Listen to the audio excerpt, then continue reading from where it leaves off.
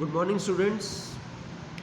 देखिए, आज हम एक नया चैप्टर, एक नया टॉपिक जो है आरंभ करने जा रहे हैं और वो है धर्म सुधार आंदोलन, यानी रिलीजियस रिफॉर्म मूवमेंट। ठीक है, और ये हम लेंगे यूरोप के संदर्भ में। अब जो आपकी जो हिस्ट्री चल रही है वो वर्ल्ड हिस्ट्री चल रही है। ठीक है, तो वर्ल्ड हिस्ट्री के संबंध में हम धर्म सुधार आंदोलन के बारे में पढ़ने जा रहे हैं।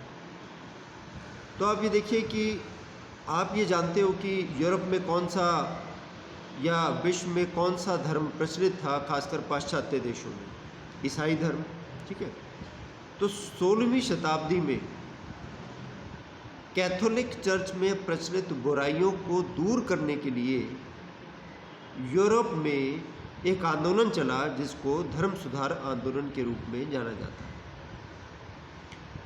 अब आप ये सोच रहे होंगे कि ये कैथोलिक चर्च का क्या अर्थ है, तो इसे मैं तफसील से समझा देता हूँ। पहले तो आप ये समझ लें कि ईसाई धर्म में जो धर्म स्थान होते हैं उनको चर्च कहा जाता है। हर एक शहर में आपको चर्च मिलेगा, जैसे सोनीपत में भी चर्च है, अगर आपने देखा होगा। जैसे जो कुछ संस्थान हैं, ईसाई संस्थान, क्रिश्चियन इंस्टीट्यूशंस हैं, जैसे गोहाना में जो है होली फैमिली स्कूल है, होली क्रॉस स्कूल है या फैमिली स्कूल है। सोनीपत में होली चाइल्ड स्कूल है, उनके अंदर एक चर्च होता है। तो ईसाइयों का धर्म स्थान होता है, उसको चर्च बोलते हैं। ठीक है, क्या हुआ था कि 15वीं शताब्दी में ईसाई चर्च जो था वो दो भागों में बट गया था। पूर्वी यूरोप में तो ग्रीक ऑर्थोडॉक्स चर्च प्रचलित था और पश्चिमी यूरोप में रोमन कैथोलिक चर्च प्रचलित था। ठीक है, यानी चर्च जो है दो भागों में बट गया, Greek Orthodox church and Roman Catholic church. Greece और रोम, ये रोम आप जानते हो कि पश्चिमी यूरोप में है और ग्रीक कैथोलिक चर्च जो है ये पूर्वी यूरोप में जो है प्रचलित हो गया। अब क्या हुआ, जब तुर्कों ने 1453 में कस्तूनतुनिया पर अधिकार कर लिया, तो ये जो ग्रीक ऑर्थोडॉक्स चर्च जिसको बताया मैंने आपको, इसकी जो इसका जो एक तरह से मुख्यालय था वो कस्तूनतुनिया था, और पश्चिमी यूरोप वाले चर्च का जो मुख्यालय था यानी रोमन कैथोलिक चर्च का, वो रोम होता था। तो जब तुर्कों ने कस्तूनतुनिया पर अधिकार कर लिया तो ग्रीक ऑर्थोडॉक्स चर्च का जो महत्व था वो कम हो गया और रोमन कैथोलिक चर्च जो है ज़्यादा प्रचलित हो गया। तो क्या हुआ कि रोमन कैथोलिक चर्च में जब बुराइयां आनी शुरू हो गई तो उसके लिए, उन बुराइयों को दूर करने के लिए यूरोप में एक आंदोलन चला जिसको धर्म सुधार आंदोलन के नाम से जाना जाता है, या इसको प्रोटेस्टेंट मूवमेंट भी कहा जाता है। प्रोटेस्टेंट जो है ना, ये प्रोटेस्ट से निकला है। प्रोटेस्ट का मतलब होता है विरोध करना। ठीक है, प्रोटेस्टेंट मूवमेंट। ठीक है, यानी कि ये एक ऐसा मूवमेंट था, एक ऐसा आंदोलन था जिसमें प्रचलित धर्म में जो बुराइयां थी उनको दूर करने के लिए चला था। ठीक है, तो इसलिए इसको प्रोटेस्टेंट मूवमेंट भी कहा जाता है और रिलीजियस रिफॉर्म मूवमेंट भी कहा जाता है। धर्म सुधार आंदोलन भी कहते हैं या इसे प्रोटेस्टेंट मूवमेंट कहते हैं। अब तो आपने समझ लिया होगा कि ये धर्म सुधार आंदोलन क्या था। ठीक है, अब देखिए, ये जो आंदोलन था ये अचानक हुई घटना नहीं थी, बल्कि ये आंदोलन चर्च की निरंकुशता और चर्च में जो रहने वाले पुजारी थे, जिनको पादरी कहा जाता है, उनके द्वारा किए गए अत्याचारों का परिणाम था। अब ये ना सोचिए कि अचानक ये आंदोलन शुरू हो गया।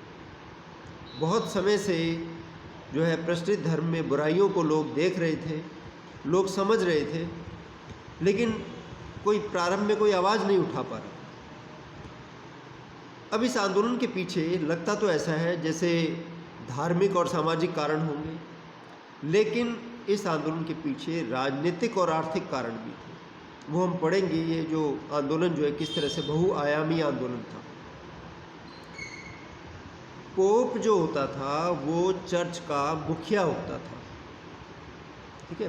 पोप, POPE, पोप चर्च का मुखिया होता था, और चर्च में जो और काम करने वाले पुजारी थे उनको पादरी कहा जाता है, ठीक है। अब कई बार पोप और पादरियों ने राज्य की शक्ति को भी चुनौती दी थी। आप देखिए इतने शक्तिशाली हो गए थे। अब देखिए, अब धर्म सुधार आंदोलन के अब हम कारण पढ़ने जा रहे हैं। What were the causes of this Protestant movement और the religious reform movement in Europe. तो सबसे पहला कारण जो हम लेंगे वो लेंगे रोमन कैथोलिक चर्च में दोष। जैसे आपको अगर फर्स्ट सेमेस्टर आपको अपना ध्यान हो तो उसमें मैंने आपको बौद्ध धर्म और जैन धर्म के उदय होने के कारण बताए थे, ठीक है ना। वो भी तो धर्म सुधार आंदोलन था एक तरह से। धर्म सुधार नहीं बल्कि वो तो नए धर्म उदय हुए थे। धर्म सुधार तो फिर बाद में हुआ था, लेकिन प्रचलित धर्म में दोष निकाले गए थे, तभी वो जैन धर्म और बौद्ध धर्म का उदय हुआ था, ठीक है। तो इसी प्रकार से पहला जो कारण हम लेंगे धर्म सुधार आंदोलन में, वो लेंगे रोमन कैथोलिक धर्म में दोष।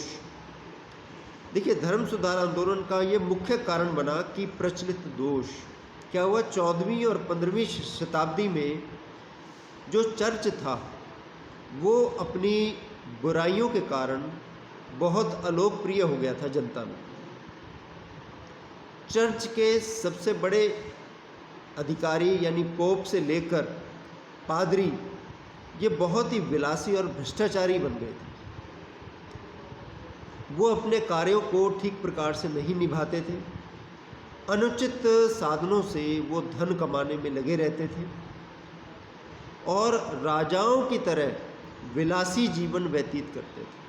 आपको जान के आश्चर्य होगा कि चर्च के पादरियों का जीवन राजाओं के जीवन से कम नहीं था।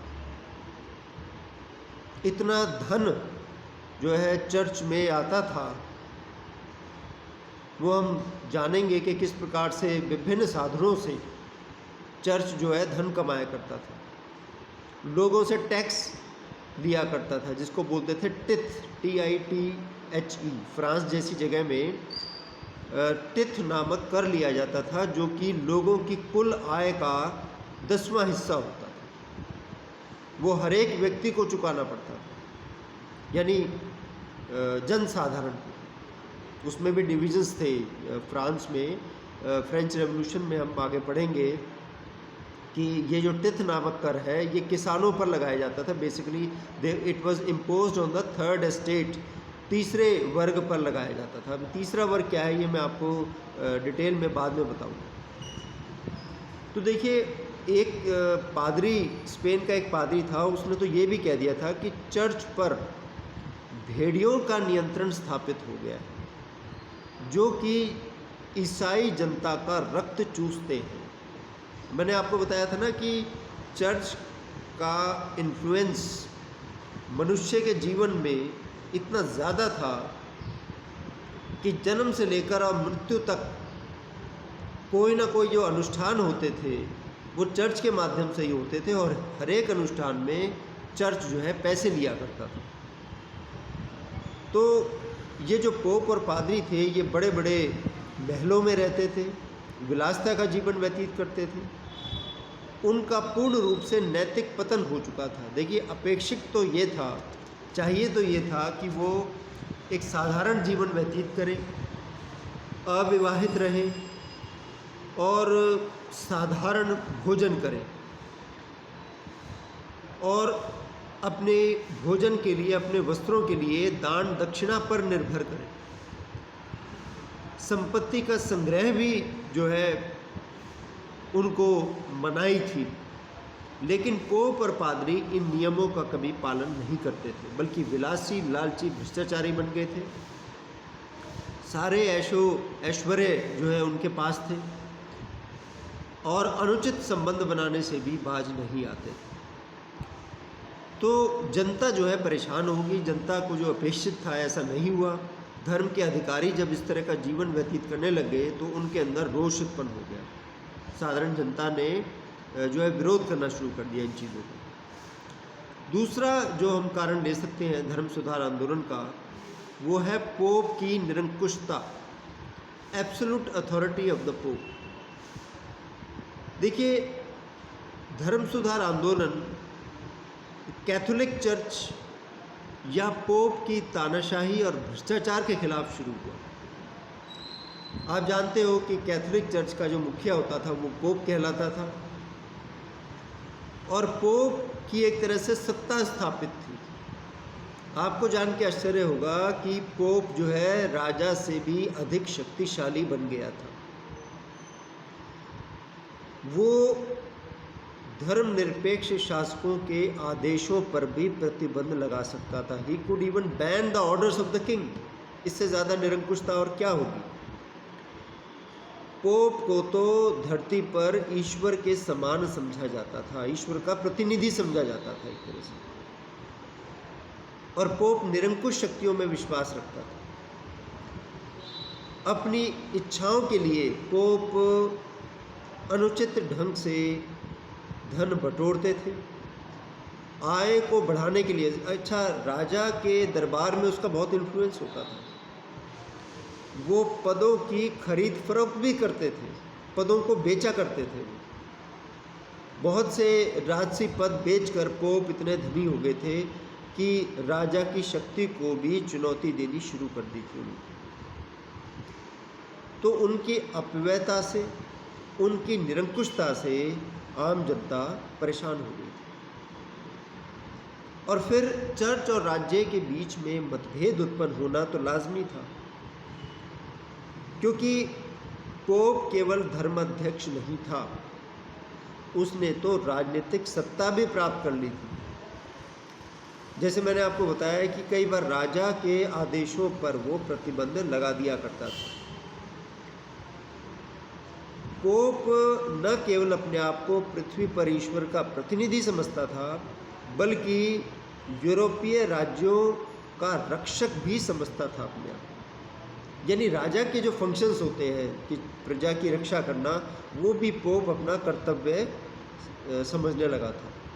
उसके बहुत से एजेंट होते थे, मुखबिर होते थे, जो कि समय समय पर उसको सूचना दिया करते थे कि किस तरह से जो है शासन चला रहा है राजा।